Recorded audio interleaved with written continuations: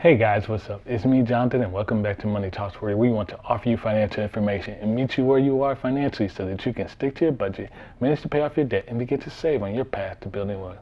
Today, guys, I released a video just about with Todd Baldwin, and he's a millionaire that talks and built his wealth using real estate, and we talked in depth about it. But I want to drop this video for you to condense down steps that you can take to buy your first rental. If this is your first time joining me here on the channel, go ahead and hit that subscribe button and you'll be notified every time I upload a new video. So guys, the first thing you want to do is look at a area for rentals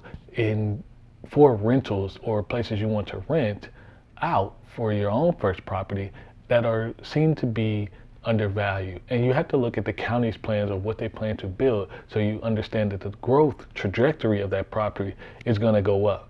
The second thing is, if you have the opportunity, make that your primary and rent out the rooms.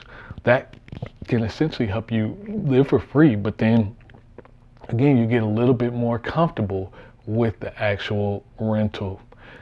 Next, you want to look at how you're going to finance, looking at it 30-year, looking at the rates. Now, if you're moving it in as your first place, you can buy a primary using primary rates, which are typically lower than anything, as in far as mortgage rates, up to a 1 to 4 unit property. So that means you can live in one room and rent out the other 3, up to 4 units.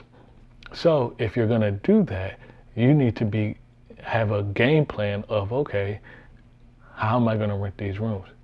Next, you can post your renters to get renters on places like Craigslist and Facebook Marketplace, and all over, even Instagram, IG, all those type of things to get rented. Third, you want to do a background check. There are several different apps that you can use, but there are several free apps that you can use that will have the applicant rent out, and it'll provide you the credit report, budget, salary, all those different things. Next, you want to be careful about if you're going to rent out. Don't be dissuaded just because someone has a bankruptcy. Really try to understand when you interview them why, and get a feel for if that situation has changed or if they're still exhibiting those same behaviors. Ultimately, you want to know that the person can financially support and will pay their rent on time. Next, you can do electronic payments. So it wasn't suggested, as far as in Todd's video, that you use a check, and that's right.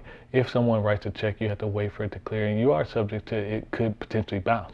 Electronic payment can be a little bit more easy, and access to it via Cash App, Venmo, some of the apps he used, or just bank-to-bank transfers can make your business a lot more seamless.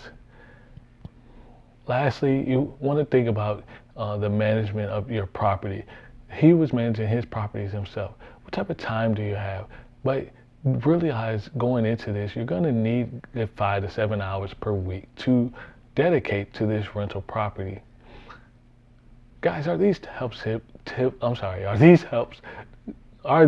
helpful? Please drop down in the comments below. And again, I'll link that video of that conversation from Sunday in the description, because again, this is all about you helping build your wealth. And one of the best ways to build wealth is through real estate. You can do a lot to scale your wealth building up and your cash flow at the same time. I hope you guys enjoyed this video. If you like it, go ahead and give it a thumbs up. If you haven't already, please subscribe to the channel. And I can't wait to see you guys in the next video.